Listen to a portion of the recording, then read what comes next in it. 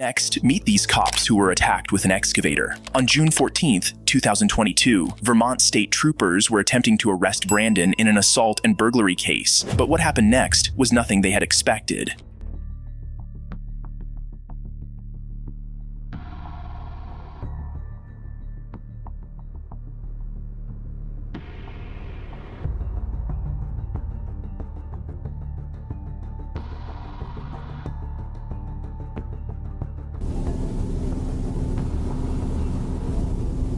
The suspect's mother tried to grab her son from the cops, while the father was trying to ward them off with an excavator. Just when the cops thought they had things under control, the suspect's father proved he had just gotten started.